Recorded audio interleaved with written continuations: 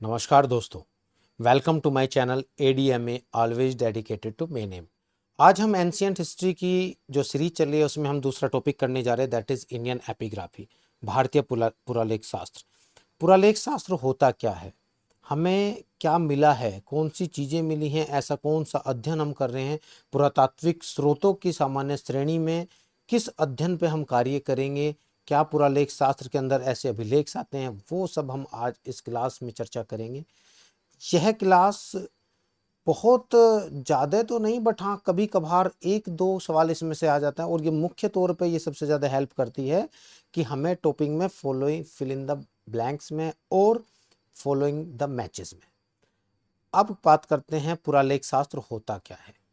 Epigraphy, the study of inscriptions, कि जो भी हमें शिलालेख मिले हैं, कि जो भी हमें पुराने समय पे किसी भी तरह के मूर्ति, पत्थर, लकड़ी, धातु, हाथी के दांत, गुफाओं पर, मिट्टी, सीप, किसी भी बर्तन पर किसी भी प्रकार का कोई लेख अगर हमें मिला है, उस लेख को हमने समझना है और उसको डिसाइफर्ड करना है, डिकोड करना है। इस क्रिया को, इस चीज को हम, इस इंस्क्रिप्शन के डिकोडिंग को बोलते हैं एपिग्राफी। दैट मीन्स जो पुरालेख शास्त्र है वो शिलालेख, जितने भी पुराने समय पे जो भी हमें लेख मिले हैं, चाहे वो शिल पे हो, पत्थरों पे हो, ताम्रपत्र पे हो, किसी भी तरह के हो, चाहे वो मंदिरों की दीवारों पे हो, पिलर पे हो, अगर हमने उसका सही से विश्लेषण करके उसको समझ लिया तो ये हमारा पुरालेख शास्त्र के अंदर आता है। अब हम बात करते हैं पुरालेख शास्त्र में सबसे पुराना, आपको पता है सबसे पुराना ओल्डेस्ट इंस्क्रिप्शन जो है इंडियन सब कॉन्टिनेंट में, वो क्या है, आज तक भी हम अनडिसाइफर्ड है, और वो कौन से हैं, हड़प्पा की सभ्यता, हड़प्पा सभ्यता की स्क्रिप्ट है। जो हड़प्पा वासियों ने जो भी उस समय पे जो लिपि लिखी थी, जो हमें उस समय की मोहर सिक्के मिले हैं, आज तक वो पढ़ी नहीं जा चुकी है। तो ये क्वेश्चन यहीं पे है कि सबसे ओल्डेस्ट इंस्क्रिप्शन क्या है इंडियन सब कॉन्टिनेंट में जो डिसाइफर्ड नहीं हुआ, दैट इज हड़प्पन स्क्रिप्ट। और जो ओल्डेस्ट डिसाइफर्ड है, जो सबसे पुराना है, जिसको हम लोग समझ चुके हैं, वो कहां से बिलोंग करते हैं, वो लेट 4th सेंचुरी BC से बिलोंग करते हैं। जो उस समय, जो किस समय की बात है, गुप्त की बात है, मौर्यों की बात है, जहां पे कौन सी भाषा यूज की जाती थी, ब्राह्मी एंड ख्रोष्टी लिपि जहां पे प्रयोग की जाती थी।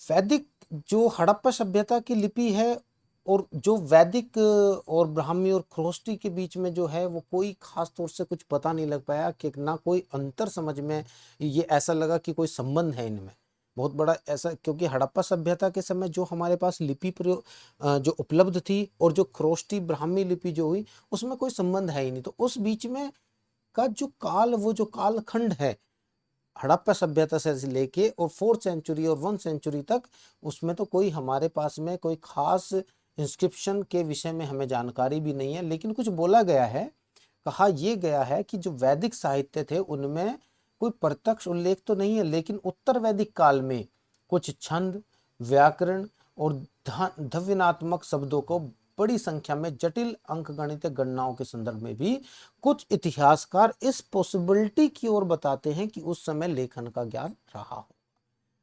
ये पॉसिबिलिटी है, ये कहा गया है कि वहां पर राइटिंग में have been known by them at the time, but not defined. वो कोई डिफाइन नहीं है, वो पूरे तरह से निश्चित नहीं है, क्योंकि उनके पास में कोई लिखित दस्तावेज नहीं है।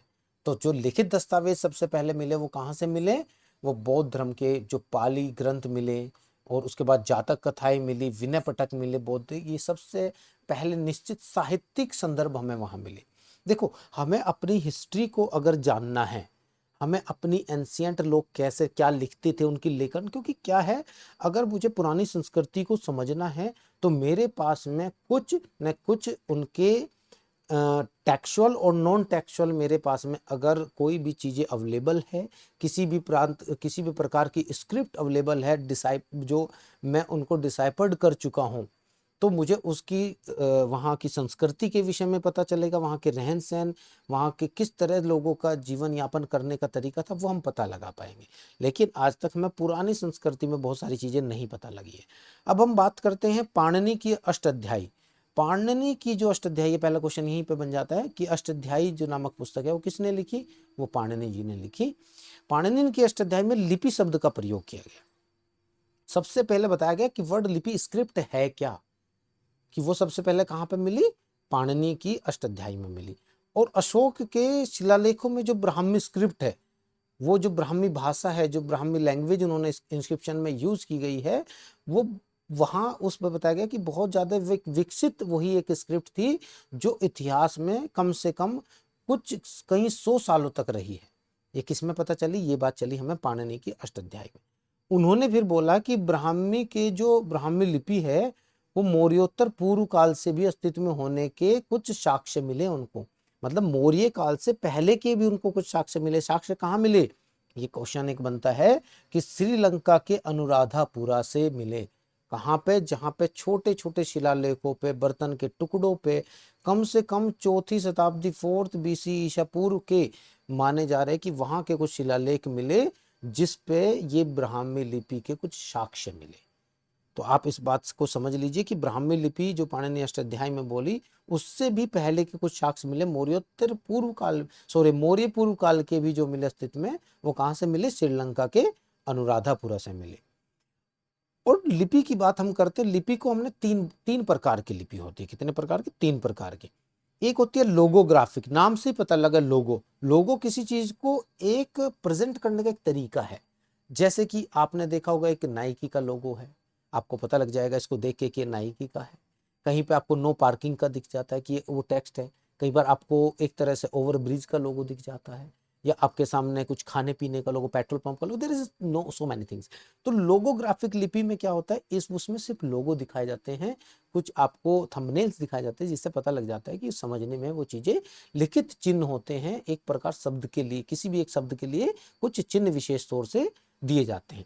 दूसरा होता है सेलेबिक लिपि। सेलेबी मतलब चीजों को तोड़ तोड़ के पढ़ना। सपोज करो एक कोई भी वर्ड ले लेते हैं, लेट इज ए 3, हमने यही ले लिया 3, थ्री, थ्री। इस तरह से छोटी छोटी चीजों को जब हम तोड़ के पढ़ते हैं, इनको बोले जाते हैं Celebi.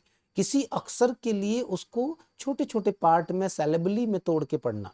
And third is alphabetic. Alphabetical में जिसमें होते हैं हमारे सिंगल फोनेटिक साउंड होती है, एक वर्ड की ए बैस, इस तरह से ए बी सी, इस तरह से कोई भी साउंड है जो हम डेली फोनेटिक साउंड है, किसी भी हर एक अल्फाबेट की there is a specific phonic sound होती है, सिंगल फोनिक साउंड होती है। अब बात करते हैं ब्राह्मी लिपि की। जो पुरालेख शास्त्री है, एपिग्राफिस्ट है DC सरकार, ये बहुत इंपॉर्टेंट है ये पर्सन, DC सरकार, इन्होंने आइडेंटिफाई किया कि there is a 3 stage of development in the history of the script of north India. कहाँ की बात करी इन्होंने, नॉर्थ इंडिया की। इन्होंने किसके बारे में बात की कि नॉर्थ इंडिया में जो हुआ, जो डेवलपमेंट हुआ किसका, लिपि का, वो कितना किस तरह से हुआ। अर्ली ब्राह्मी लिपि हुई जो कहाँ से, 3rd से 1st सेंचुरी BC हुई।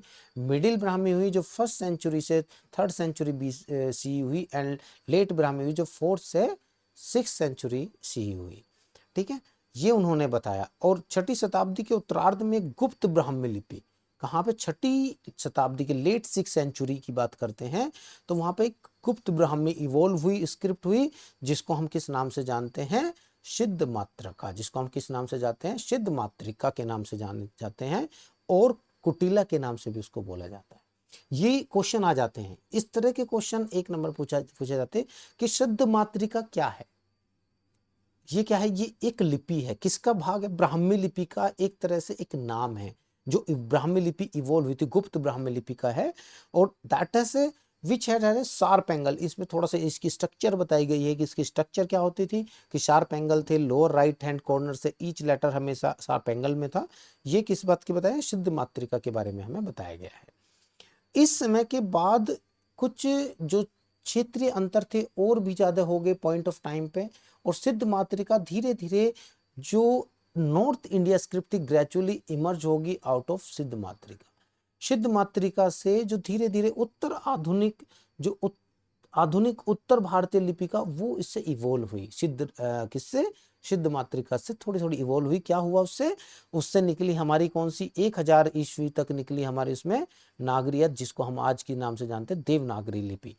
और 10वीं से 10 से 14 शताब्दी के बीच में एक ईस्टर्न लिपि मतलब जहाँ पे ईस्टर्न साइड की बात करें, ईस्ट में क्या आता है आपको खुद समझ जाएंगे, ईस्ट में क्या आता है, बंगाल आता है, असम आता है, वहां पे वो लैंग्वेज भी उससे निकल के आई जिसको बोला जाता है आद्य बंगाली या गौड़ी के नाम से जाना जाता है, गौड़ी, उसका आकार लिया। और 14 से 5th सेंचुरी के बीच में बंगाली, असमिया, उड़िया, मैथिली लिपि, इस तरह से एक छोटा छोटा उदय होता रहा और ये आगे हमारी जो लैंग्वेज थी वो इवॉल्व होती गई।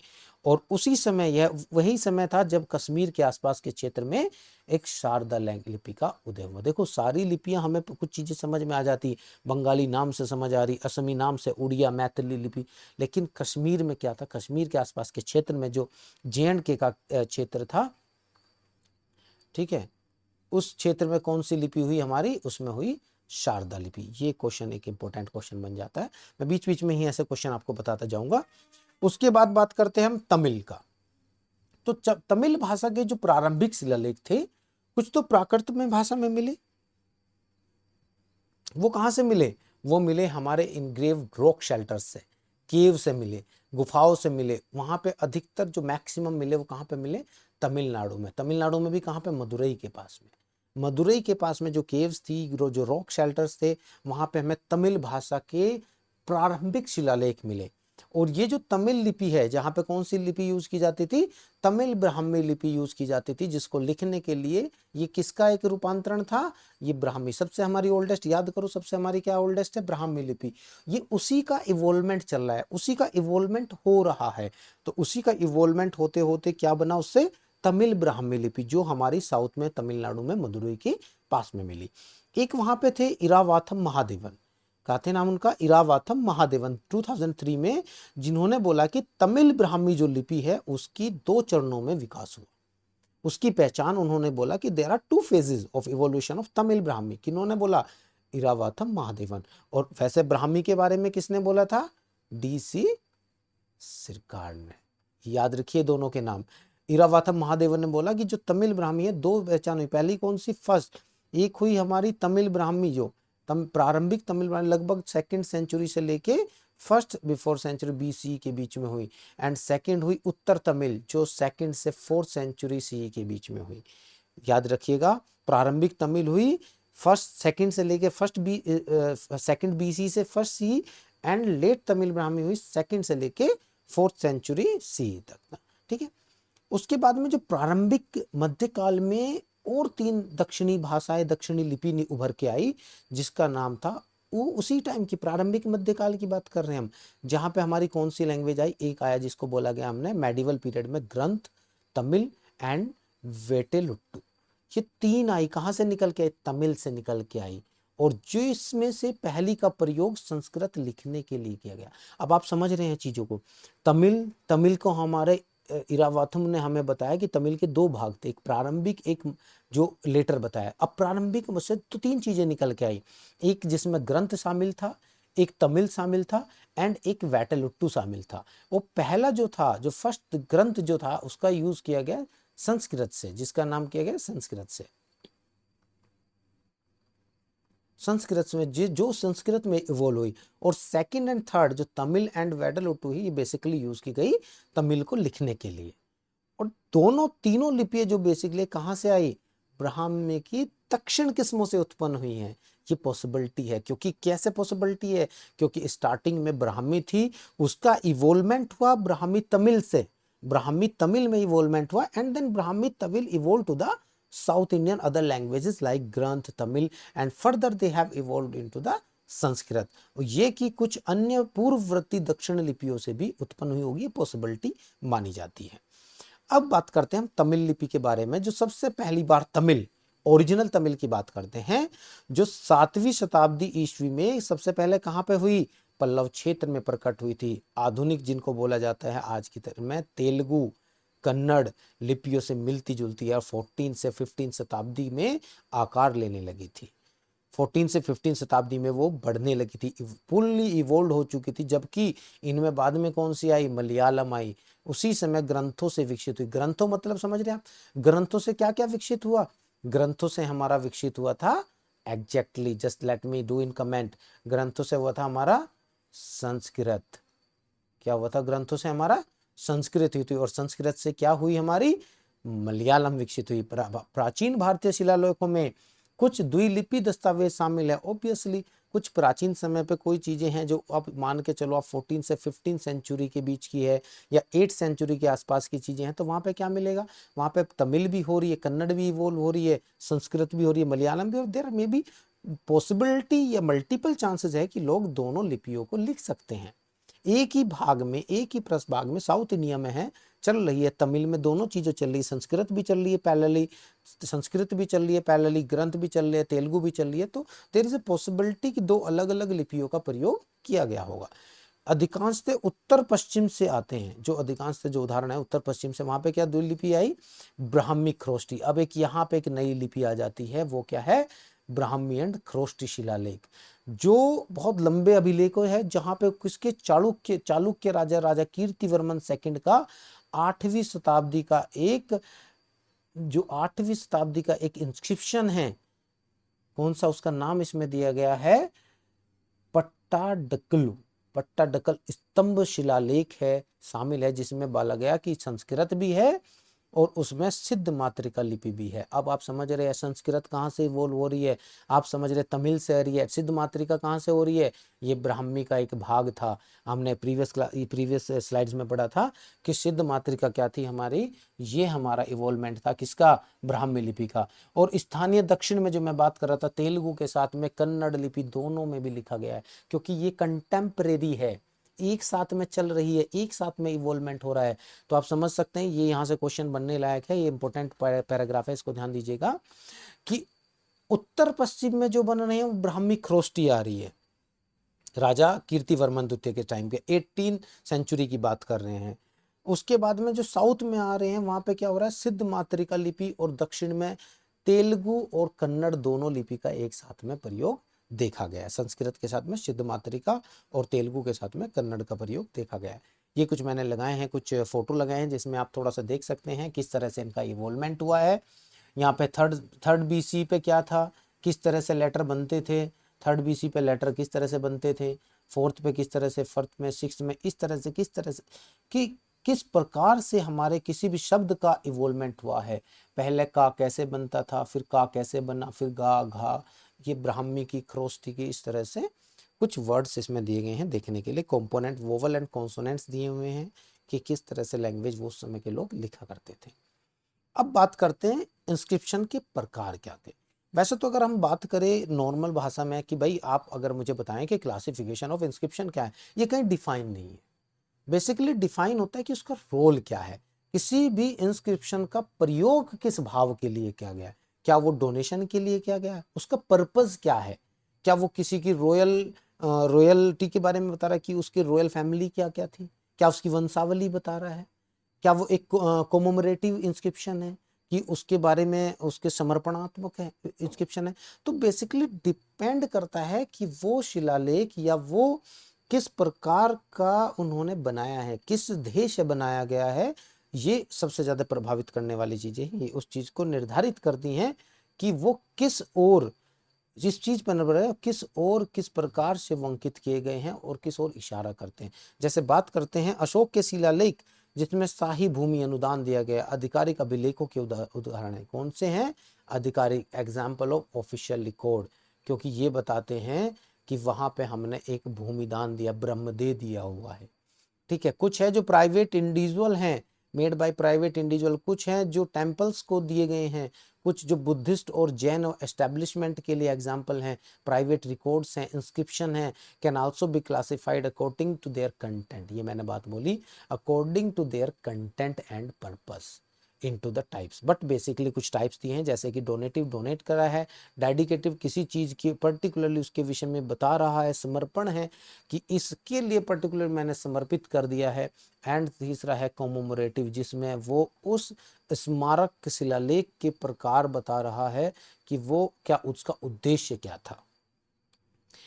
अशोक का जैसे हम बात करते, अशोक का लुम्बिनी स्तंभ शिलालेख, अब इसमें क्या है, ये वैसे हम जब इंडिविजुअल शासक आएगा, जब हम इंडिविजुअल काल पढ़ेंगे, गुप्त काल, मौर्य काल, साउथ इंडियन किंगडम्स, तो हम उसमें उनके शिलालेखों को, उसकी एपिग्राफी को, उसके कॉइन्स को पढ़ेंगे। बट यहाँ पे एक जनरल आइडिया है, जो आपको एक जनरल आइडिया मिल जाएगा कि हाँ, इस तरह से इंस्क्रिप्शन थे। आज आप थोड़ा सा उसको पढ़ रहे हो, नॉर्मल है, बट जब हम आगे आने वाली क्लासेस में पढ़ेंगे पर्टिकुलर काल के विषय में, तो आपको एक जनरल आइडिया मिलेगा कि यस, ये हमने वहां पे पढ़ा था। क्योंकि मैंने क्या कोशिश करी है कि जितनी भी एपिग्राफी के एक मेन पॉइंट्स हैं, चाहे वो किसी भी काल से जुड़े हो, उनको समराइज करने की कोशिश की है, एक जनरल आइडिया आपको देने की कोशिश की है। बट मीनवाइल हम उसको हर एक किंगडम के साथ में, हर एक काल के साथ में उसको हम जरूर पढ़ेंगे। जैसे अब बात करते हैं, अशोक का लुम्बिनी स्तंभ शिलालेख है, जो एक शाही स्मारक शिलालेख है, जो किसकी बात करता है, जो राजा द्वारा बनाया गया बुद्ध के जन्म स्थान की यात्रा का वर्णन करता है। बहुत इंपॉर्टेंट है, लुम्बिनी शिलालेख में क्या बताया गया है, बुद्ध के जन्म स्थान की यात्रा बताई गई है। सबसे आम स्मारक है, जो सबसे ज्यादा क्या होता है, क्या मृत वीरों या सती महिलाओं की स्मृति में स्थापित किए जाते थे। आपने देखा होगा आज भी ग्रेव यार्ड जब बनते हैं, उनके पीछे एक शिलालेख लगा दिया जाता है, जिस पर उसका नाम लिखा रहता है, कब मरा, क्या कार्य किया। तो इस तरह से उस समय के जो स्मारक पत्थर थे, वो सबसे ज्यादा वीरों, सती महिलाओं की स्मृति में स्थापित किए गए थे। धार्मिक प्रतिष्ठानों के पक्ष के बारे में हम बात करें कि दान संबंधी जो शिलालेख अभिलेख थे, वो मंदिरों की दीवारों पर भी मिले। कहाँ मिले, on the shrine walls of the end railing पे मिले, गेटवे में मिले, जो हमें किसी भी मंदिर के प्रवेश द्वारों पे प्राप्त किए गए, जो वहां पे अंकित थे, जो वहां पे इनग्रेव्ड थे। और गुफाओं की खुदाई, तपस्वियों को दिए गए दान अभिलेख गुफाओं के मौजूद अभिलेखों में भी दर्ज किया गया है। वहां पे इंस्क्रिप्शन रिकॉर्ड किए गए, जो गुफाओं में पता लगा कि ये क्या क्या डोनेशन, इवैक्यूएशन हुआ, जगह जगह से चीजें मिली, गुफाओं में इनक्रिप्टेड है, गुफाओं में लिखा हुआ है कि ये गुफाएं अशोक ने दी है, ये गुफाएं चंद्रगुप्त मौर्य ने दी है, किसने डोनेट की हैं, जैसे कि आप पढ़ेंगे आगे भी।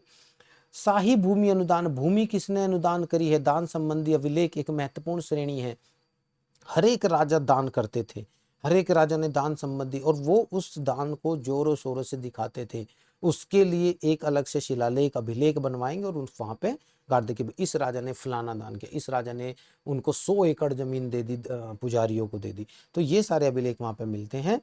कुछ पत्थर के हैं, अधिकांश से एक से ज्यादा मैक्सिमम ताम्रपत्र पे भी उत्कीर्ण है। ताम्रपत्र मतलब कॉपर प्लेट्स, कॉपर प्लेट्स पे भी इनग्रेव्ड है, कॉपर प्लेट पे इनग्रेव्ड करके दिए गए थे। इनमें से अधिकांश अभिलेख राजाओं द्वारा ब्राह्मणों को धार्मिक प्रतिष्ठानों के लिए दिए हुए अनुदानों का उल्लेख करते, जो मैंने अभी डिस्कस किया आपके साथ में। कुछ है कर छूट के साथ में, मतलब जिसमें आपने टैक्स एग्जेप्शन दे दिया। टैक्स एग्जेप्शन के सबसे ज्यादा जो पुराने शिलालेख है, पाषाण अभिलेख है, वो कहाँ मिले, बहुत इंपॉर्टेंट क्वेश्चन है, सातवाहन और छत्रप अभिलेख मिले, जो नासिक में पाए गए। टैक्स एग्जम्पशन है, जहां पे land grants with tax exemption है, जो इंस्क्रिप्शन मिले, वो स्टोन मिले, वो कहाँ पे मिले, नासिक में मिले, जो शाही अभिलेख माने जाते हैं। अधिकांश शाही अभिलेख प्रशस्ति से शुरू, प्रशस्ति मतलब उनकी प्रशंसा की गई, लेकिन कुछ अभिलेख पूरी तरह से अपने विषय की स्तुति, कुछ अपने विषय के बारे में बताते। जनरली वो प्रशस्ति है, प्रशस्ति पत्र होता है किसी की प्रशंसा में देना। भाई किसी एक आदमी ने, किसी सेनापति ने बहुत उत्कृष्ट कार्य किया, तो उसके नाम पे एक शिलालेख बनवा दिया। बट कुछ बहुत सारे विषय, अपने विषय की स्तुति भी, किसी युद्ध के बारे में बता रहे हैं, किसी दान के बारे में बता रहे हैं, तो इस तरह से ये जो इंस्क्रिप्शन है, ये वहां पर मिले, किसके द्वारा, सातवाहन और छत्रप अभिलेख। अब हम बात करते हैं कुछ अलग से एग्जाम्पल्स की बात करते हैं। उड़ीसा के कलिंग, ये बहुत इंपॉर्टेंट है, उड़ीसा के कलिंग के राजा खारवेल ने हाथी गुम्फा शिलालेख, ये वैसे भी एक नंबर का क्वेश्चन कभी भी बहुत सारे कॉम्पिटिटिव एग्जाम में आता है कि हाथी गुम्फा शिलालेख किसने बनवाया, राजा खारवेल ने। कहाँ पे है, उड़ीसा के कलिंग के राजा ने, जो बनाया था फर्स्ट सेंचुरी में बनाया गया था। कहाँ पे बनाया गया था, फर्स्ट सेंचुरी में बनाया गया था, किंग ऑफ उड़ीसा के द्वारा। और चौथी सेंचुरी में जो गुप्त सम्राट समुद्रगुप्त की इलाहाबाद प्रशस्ति, ये भी दो इंपॉर्टेंट है। एक है सबसे ज्यादा राजा खारवेल का हाथी गुम्फा शिलालेख, और चौथी शताब्दी का गुप्त राजा का, राजा सम्राट समुद्रगुप्त का इलाहाबाद प्रशस्ति। कुछ शिलालेख में निजी व्यक्तियों द्वारा जल संचालन, कुएं, धर्मार्थ, भोजन गृहों के निर्माण का उल्लेख है। और इस प्रकार कुछ में जो अनूठे अभिलेख है, गुजरात के जूनागढ़ गिरनार में एक ग्रेनाइट चट्टान पे, ये बहुत एक इंपॉर्टेंट क्वेश्चन अलग से बन जाता है यहाँ पे, कि ग्रेनाइट चट्टान पे जो उत्कीर्ण है वो शिलालेख कहाँ पे है, that is in Junagadh, Gujarat. अब हम बात करते हैं शक शासक रुद्रदमन ने जो एक 15वीं ईस्वी में एक शिलालेख बनवाया था, उसमें क्या बताया गया था कि मौर्य सम्राट चंद्रगुप्त के समय, मतलब देखो इन्होंने 150 ईस्वी में बनवाया था, उसमें क्या शिलालेख में लिखवाया था रुद्रदमन ने कि चंद्रगुप्त मौर्य, जो मौर्य सम्राट है चंद्रगुप्त मौर्य के समय 4th BC, 4वीं शताब्दी ईसा पूर्व, तो एक जो उस समय पे चंद्रगुप्त मौर्य ने सुदर्शन झील नामक एक जलाशय का निर्माण की शुरुआत। ये हमें कहां से पता चला कि भाई चंद्रगुप्त मौर्य ने सुदर्शन झील का निर्माण कराया? सुदर्शन झील कहाँ पे है? श्रीनगर में। कि निर्माण कराया, कैसे पता चला? ये हमें कहीं, हमें इसके साक्ष्य कहाँ मिले? ये साक्ष्य मिले हमें रुद्रदमन के जो एक शिलालेख है उसमें पता चला कि इस प्रकार के अशोक के शासनकाल में इसके पूर्ण होने और दूसरी शताब्दी में इसकी मरम्मत का भी उसमें उल्लेख है। अब देखो आप, 150 ईस्वी पूर्व बनाया है, जिसमें उसने 400, 500, 550 साल पुरानी बातों का उल्लेख किया। दैट मीन्स हमें ये चीजें समझ आती है इसमें कि रुद्रदमन ने जो शिलालेख बनवाया उसने उसमें मौर्य सम्राट चंद्रगुप्त के विषय में कि उसने किस तरह झील का निर्माण करवाया, और अशोक ने उस झील की मरम्मत कराई थी कब? दूसरी शताब्दी में। गुप्त राजा स्कंदगुप्त के समय में उसी चट्टान पर, सेम जहां पर जिस रोक पे इन्होंने रुद्रदमन ने बनाया था, उसी चट्टान पर 5वीं शताब्दी में एक शिलालेख बताता है कि अत्यधिक बारिश होने के कारण झील के किनारे टूट गए थे और 2 साल के काम के बाद इसकी मरम्मत की गई थी। मतलब आप समझ रहे हैं कि उसमें 2 जगह से हमें इसकी कंफर्मेशन हो गई। एक तो रुद्रदमन ने भी बताया और गुप्त राजा स्कंदगुप्त ने भी उसी चट्टान पे 5वीं शताब्दी में लिखा कि हाँ बिल्कुल सही बात कह रहे हैं कि उसके किनारे भी टूट गए थे। पांडुलिपि। अब हम बात करते हैं मैन्युस्क्रिप्ट। ये तो हमने शिलालेख पढ़े। मैन्युस्क्रिप्ट क्या होती है? हाथ से लिखी गई। सपोज करो ये मैं आज लिख रहा हूं मैन्युस्क्रिप्ट, ये मैंने लिखा, और कोई भी लेटर मैंने पत्र लिखा आज हाथ से लिखा, लकड़ी पे लिख दिया, पत्थर पे लिख दिया, या फिर पत्थर पे नहीं बोलेंगे पत्तों पे लिख दिया, वो चीजें रखी हुई हैं, वो टेक्स्ट है हमारे पास, ऑथेंटिक है। Inscription have the advantage of durability. Inscription क्या है? पत्थरों पे है, ड्यूरेबल है। बट जो हमारे मैन्युस्क्रिप्ट है वो हाथों से किसी पेड़ पत्तियों पे लिखी गई, पत्तियों पे लिखी गई, कागज पे लिखी गई है, तो ये क्या है? Even they don't have that much durability, इतनी ड्यूरेबिलिटी नहीं है उनके पास में। But the text of inscription may be brief. जो टेक्स्ट है इंस्क्रिप्शन के वो छोटे होते हैं। Large number of short inscription can often be provide important historical information. ये मैटर नहीं करता है कि वो कितने छोटे हैं बड़े हैं, डिपेंड करता है कि उससे हमें कितना हिस्टोरिकल इंफॉर्मेशन उससे मिल रही है और किस तरह से ये चीजें हमें जानकारी प्राप्त हो रही है। अब हम बात करते हैं साहित्यिक स्रोतों, साहित्यिक लिटरेसी सोर्स। लिटरेसी सोर्स जो है हमें एक थ्योरेटिकल पर्सपेक्टिव देते हैं इंस्क्रिप्शन, एंड ऑफन रिफ्लेक्ट करते हैं कि people were actually doing what people were actually doing. Actually वो लोगों का रहन सहन, कार्यशैली थी क्या, ये हमें क्या बताते हैं? साहित्यिक स्रोत बताते हैं। साहित्यिक स्रोत से हमें पता चलता है, मुगल काल के साहित्यिक स्रोत है वो हमें बताते हैं कि अकबर के काल के हैं, मुगल में, तुगलक में, सभी पूरे दिल्ली सल्तनत काल के हैं। और आज तक भी ये चीज़ें हमें आज समझाती हैं कि हमारी किस तरह से काम होते हैं, क्या टैक्स प्रणाली है, सरकार कैसे काम करती है, किस तरीके से काम करती है, सारी हमें कौन बताता है? ये सारी चीज़ें हमें साहित्यिक स्रोत की तुलना में जो जो हमें एक तरह से थ्योरेटिकल पर्सपेक्टिव देते हैं इंस्क्रिप्शन, वो हमें बताते हैं। और ये अनेक डिफरेंट विभिन्न श्रेणियों में पाए जाते हैं। अभिलेख आमतौर पर एक मानक प्रारूप का पालन करते हैं, फिर भी उन्हें कुछ आश्चर्यचकित करने की क्षमता है। ऑब्वियसली कुछ स्टैंडर्ड है जो हमें बता रहे हैं कि भाई कार्य, बट कुछ तो आश्चर्यचकित करने वाले भी है। कैसे हो सकता है? शिलालेख राजनीतिक इतिहास की जानकारी एक मूल्यवान स्रोत है। ऑब्वियसली शिलालेख से हमने ये पढ़ा ही है कि राजनीतिक इतिहास की भी जानकारी पता चलती है, भौगोलिक इतिहास की भी जानकारी पता चलती है, वहाँ का राजनीतिक नियंत्रण क्या था, उस क्षेत्र की वंशावली क्या थी राजा की, ये सारी चीज़ें हमें कहाँ से पता चलती है? विभिन्न प्रकार के शिलालेख है जिससे हमें ये सारे डिफाइन हो जाती है चीज़ें। प्रारंभिक बहुत सारे शिलालेख है जहाँ पे मैं बात कर रहा था वंशावली संबंधित कुछ बहुत अत्यधिक सामग्री नहीं थी, लेकिन बाद में देखो पहले लोगों ने सिर्फ इतनी चीज़ों के बारे में वंशावली नहीं बताई थी, लेकिन बहुत सारे शिलालेख जो बाद में मिले जिन्होंने राजवंश के इतिहास के बारे में, राजाओं के शासनकाल के बारे में, किसने किस राजा को हरा दिया उसका वर्णन भी वहाँ पे मिला। हाँ कुछ समस्याएं हो सकती है। समस्याएं क्या हो सकती है? बेसिक सी बात है यार, बेसिक सी बहुत सिंपल सी बात है। समस्या क्या हो सकती है? 2 राजा है, दो कंटेम्परेरी राजा है, ठीक है। अब ये राजा ने एक अपने क्षेत्र में शिलालेख लगवाया, उसमें बोल दिया कि मेरा और इस राजा का युद्ध हुआ लेकिन मैंने इसको हरा दिया। अब एट द सेम टाइम इस राजा ने भी एक शिलालेख लगवा दिया, उसने बोला कि नहीं, मेरा और इसका युद्ध हुआ था, मैंने इस राजा को हरा दिया, उसने मेरी भीख मांगी, मैंने उसके राज्य का नियंत्रण कर दिया और फिर मैंने उसको छोड़ दिया। ऐसा हो सकता है। इसमें समस्या यही है कि कंटेम्पररी जो किंगडम्स हैं उन्होंने अपनी अपनी प्रशस्ति दी है, अपनी अपनी प्रशंसा की है अपने अपने शिलालेखों में। लेकिन सबसे मेन जानने वाली बात ये नहीं कि उन्होंने अपनी प्रशंसा की, मेन जानने वाली बात ये, हमें जो पुरालेख शास्त्री के अनुसार जो सबसे मुख्य बात है वो ये हो जाती है कि हमें ये चीज समझ आ गई कि वो दो राजा कंटेम्पररी थे। सबसे मुख्य बात ये निकल के आती है। कभी कभी शाही शिलालेखों में स्वाभाविक रूप में शासक राजा की उपलब्धियों को बहुत बढ़ा चढ़ा के पेश किया जाता है। कभी कभी एक वंशावली में ही एक ही नाम के अनेक राजाओं का उल्लेख हो जाता है। समस्या ये आ जाती है, जैसे अशोक के अगर हम मौर्य की वंशावली में करें, अशोक एक शुरुआत में भी था, अशोक राजा एक लास्ट में भी हुआ। जब हम मौर्य वंश पढ़ेंगे तब बताएंगे अशोक एक लास्ट में भी हुआ। क्या वो दोनों सेम थे? नहीं। एक वीर सम्राट अशोक था जो लास्ट में हुआ, उनका तो नाम ही नहीं लिया जाता। जब विभिन्न अभिलेख किसी विवरण, विशेष विवरण पर एक दूसरे का खंडन करते तो भ्रम पैदा होता है। वही जो मैं ऊपर बात बताई आपको कि एक बोल देगा मैंने हरा दिया, दूसरा बोलेगा मैंने हरा दिया।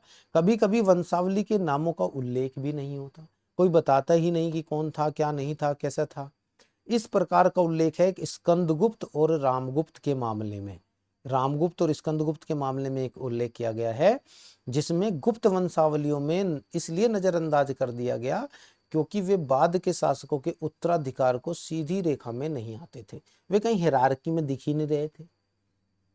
रामगुप्त जी हिरार्की में दिख ही नहीं रहे थे, तो इसलिए उनको नजरअंदाज कर दिया। ऐसे मामले भी है जहां विभिन्न राजवंशों ने अभिलेख परस्पर विरोधी दावे करते। जैसे एक गुज्जर प्रतिहार अभिलेख में कहा गया कि भाई राजा वत्सराज ने पूरे कर्नाटक पे विजय प्राप्त कर ली, ये गुज्जर प्रतिहार ने जो बोला था। हालांकि दूसरे उसके समकालीन जो उसके कंटेम्पररी राजा थे उन्होंने बोला नहीं, ये तो गलत था, वत्सराज को तो पराजित करके कर्नाटक क्षेत्र पे ही शासन करने का दावा किया गया। देखिए अब वत्सराज जी बोल रहे हैं अपने अभिलेख में गुज्जर प्रतिहार में कि पूरे कर्नाटक पे विजय कर ली। दूसरे कंटेम्पररी राजा बोले नहीं, वत्सराज को जो हरा दिया, बल्कि वो जो क्षेत्र था कर्नाटक क्षेत्र, उसको हमने पूर्ण रूप से शासित कर लिया। और जहां तक संभव हो सकता है शिलालेखों में राजनीतिक घटनाओं के विवरण की जांच हमें अवश्य करनी चाहिए कि क्या हो रहा है। अभिलेख, विशेषकर प्रारंभिक मध्यकाल के अभिलेख, राजनीतिक संरचनाएं, प्रशासनिक एवं राजस्व प्रणाली की जानकारी के एक प्रमुख स्रोत के रूप में उपयोग किए जाते रहे हैं। ठीक है। ये अभिलेख बस्तियों के स्वरूप, जो कि किस प्रकार की बस्ती होती थी, वहां पे कृषि कार्य क्या था, श्रम क्या था, वर्ग क्या था, जाति क्या थी, वहां पे उस पर्टिकुलर डेमोग्राफिक एरिया में कितने लोग रहते थे, ये सब हमें कहाँ से पता चलता है? शिलालेखों से पता चलता है। और शिलालेख, पुरालेखे साक्ष्य से हमें ये पता चलता है कि उस समय की शब्दावली क्या लोग प्रयोग करते थे, किस भाषा का प्रयोग करते थे, किस लोग अपने अपने अधिकारियों के लिए क्या नाम रखते थे, उपाधि क्या देते थे। जैसे राजकोषीय शब्द और भूमि माप के जिनके हमेशा अर्थ स्पष्ट नहीं होते हैं। भाई आपने देखा होगा राजकोषीय शब्द के किसी ने सन्निधत्ता कहा है, किसी ने अलग अलग नाम दिए हैं। भूमि मापने के लिए अलग अलग इकाइयों का प्रयोग किया गया, अलग अलग कालखंडों में। तो वो सारी चीज़ें हमें कहाँ से पता चलती हैं? वो सारी पुरालेख साक्ष्य इंस्क्रिप्शन से पता चलती हैं। बहुत सारे धर्मनिरपेक्ष भूमि लेन देन की किस तरह से विवाद हुआ, भूमि विवाद हुआ, प्राचीन अभिलेख हैं। कुछ समय के मुद्दे की बात यह, चोल राजा राजराज तृतीय ने 1231 के समय एक शिलालेख में कहा गया कि एक गांव के किसानों को धन और धान के मनमाने करों का बोझ और विभिन्न एजेंसी द्वारा जितने भी बाहर के अन्य अनिवार्य श्रम की मांग थी वो सब उन्होंने अब नहीं कर सकते। इतनी ज़्यादा उनके ऊपर वो सारी मांग पड़ गई थी, इतना ज़्यादा बोझ हो गया था उन लोगों के ऊपर कि वो अब खेती ही नहीं कर सकते। ये चीज़ें भी हमें वहाँ से पता चलती हैं। और दान संबंधी शिलालेख है, दान संबंधी अभिलेख है जो ये बताते हैं कि किस संप्रदाय को दान दिया गया। हाँ, सबसे मुख्य बात यह है कि इन स्रोतों से हमें ये पता चल जाता है कुछ ऐसे संप्रदाय हैं जिनके बारे में कोई साहित्यिक स्रोत नहीं है। जब किसी के बारे में हमारे पास में लिटरेचर एविडेंस नहीं है तो उनका कैसे पता चलेगा। जैसे एक आजीविका संप्रदाय था, ये टोटल जो इसके बारे में यक्ष और नाग पंथ थे जो इसके, उन टोटल इन पंथों के विषय में जो जानकारी मिली है वो हमें अभिलेखों से मिली है।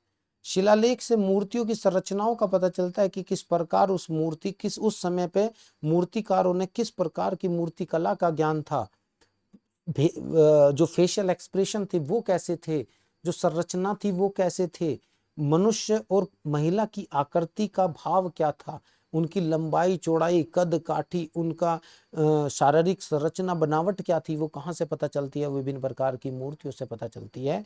और ये उस पर्टिकुलर समय की भूगोल की जानकारी देते हैं, उस समय के लोगों की, क्योंकि उस समय के लोग किस तरह के दिखते थे ये सब हमें कहाँ से पता चलता है, पूजा पाठ कल्चर, ये सब उस समय की मूर्ति की संरचना से पहचान से पता, किस धर्म को मानने वाले ज्यादा लोग थे, किन देवी को पूजने वाले लोग थे, किस भगवान की पूजा करते थे, ये सब शिलालेख और मूर्तियों से पता चलता है।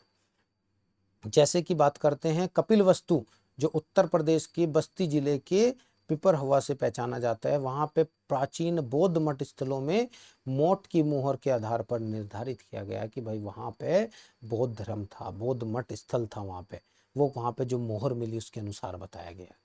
शिलालेख भाषा और साहित्य के इतिहास को भी बताते हैं, उनकी कलाओं का भी उल्लेख करते हैं, पर्टिकुलर काल के विषय में हर चीज बताते हैं। और हम लास्ट स्लाइड पे आगे हैं, किस जैसे कि हम बात करें उदाहरण के लिए 7वीं शताब्दी में कड्डू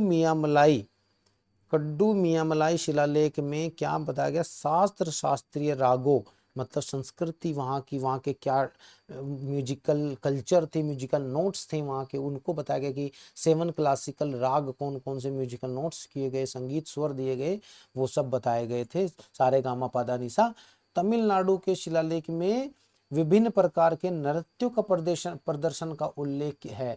कहाँ पे, चिदम्बरम स्थित एक नटराज मंदिर के पूर्वी और पश्चिम प्रवेश द्वारों पर स्तंभों पर 108 मूर्तियों की नृत्य मुद्राओं का वर्णन करते हुए भरत के नाट्यशास्त्र, भरत मुनि का एक बुक है नाट्यशास्त्र के श्लोकों को उद्धृत करते हुए शिलालेख अंकित है। बहुत इंपॉर्टेंट पैराग्राफ है कि चिदम्बरम स्थित नटराज मंदिर में जो 108 मूर्तियां हैं वो किन मुद्राओं का वर्णन कर रही है, कहाँ किस चीज को उद्धृत कर रही है, वो भरत मुनि के नाट्य शास्त्र के श्लोक वहां पे उद्धृत किए गए हैं। और शिलालेखों की हम बात करें जो हमने पूरी क्लास में पढ़ा है, भौतिक अवशेष है जो पूरे के पूरे व्यापक संदर्भ में हमें वो कल्चर के बारे में बताता है, उस एक पर्टिकुलर एरिया के किस तरह के वहां पे रहन सहन, पूरी संस्कृति के बारे में बताता है। अगर आज की क्लास के लिए इतना ही, आप इस तरह की वीडियो प्राप्त करने के लिए चैनल को सब्सक्राइब कीजिए। पूरा कोर्स मैं कराऊंगा। इस तरह से एंशिएंट इंडिया अभी चल रही है, अब ये रेगुलर वीडियोस डेली आया करेंगी, डेली अल्टरनेट डे पर रेगुलर वीडियोस आएगी। अगर आपको इसी तरह की अपडेट से जुड़ा रहना है, डू सब्सक्राइब माय चैनल। आप इस चैनल को सब्सक्राइब कीजिए, कमेंट कीजिए और लाइक जरूर बटन प्रेस कीजिए। Thank you very much.